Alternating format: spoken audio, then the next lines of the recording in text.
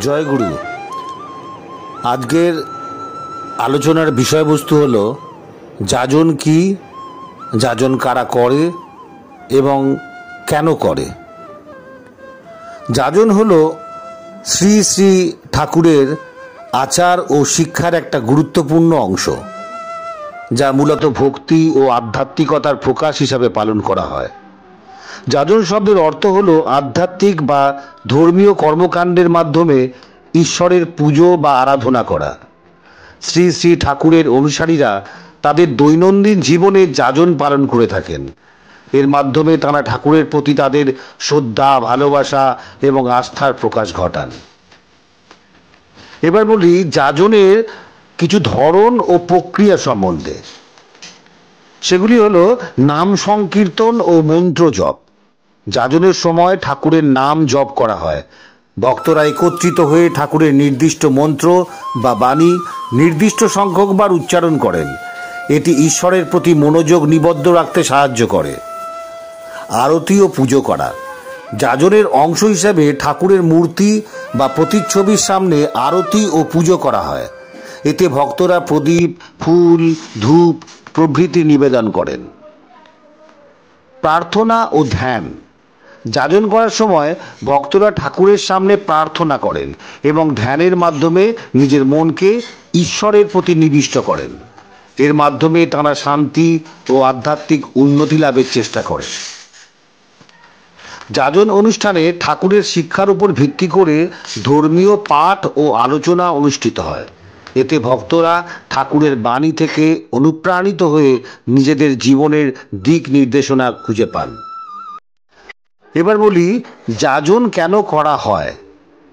যাজনের মূল উদ্দেশ্য হলো আধ্যাত্মিক উন্নতি লাভ করা। এটি ভক্তদের মনকে শুদ্ধ ও নিবেদিত করতে সাহায্য করে এবং ঈশ্বরের সাথে সম্পর্ক গড়তে সহায়ক হয়। যাজনের মাধ্যমে ভক্তরা মানসিক শান্তি ও স্থিতি লাভ করেন। এটি তাদের জীবনের দুশ্চিন্তা, কষ্ট এবং সংকট মোকাবিলা করতে সাহায্য করে। যাজন ঠাকুরের প্রতি ভক্তি প্রকাশের একটা মাধ্যম। এটি ভক্তদের ঈশ্বরের প্রতি গভীর শ্রদ্ধা, আস্থা ও নিবেদনের প্রতিফলন। যাজনের মাধ্যমে ভক্তরা ঈশ্বরের কৃপা কামনা করেন। এটি তাদের জীবনের সকল সমস্যা ও বাধা থেকে মুক্তি পেতে সাহায্য করে বলে বিশ্বাস করা হয়। যাজন ভক্তদের আধ্যাত্মিক জীবনের একটা গুরুত্বপূর্ণ দিক এবং এটি ঠাকুরের শিক্ষা অনুযায়ী তাদের জীবনের প্রতিটি ক্ষেত্রে ঈশ্বরের প্রতি গভীর ভক্তি ও সমর্পণের প্রকাশ করায়।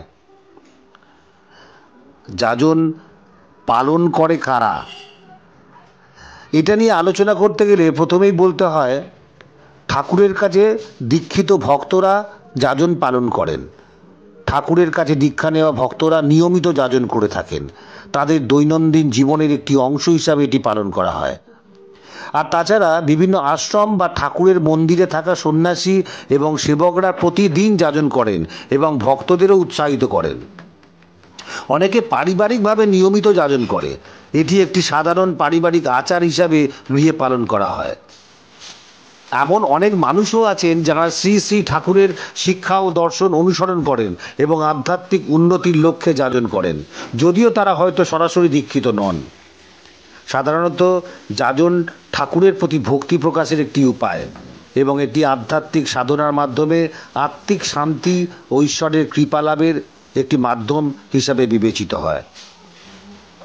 আজকের এই আলোচনাটি ভালো লাগলে লাইক, শেয়ার এবং কমেন্ট করতে ভুলবেন না। আর নিচে থাকা বেল আইকনটি প্রেস করে আমাদের নিয়মিত ঠাকুরের আলোচনা যাতে আপনাদের কাছে সরাসরি পৌঁছে যায় তার জন্য প্রেস করবেন বটনটি। আর ভালো থাকবেন। জয় গুরু।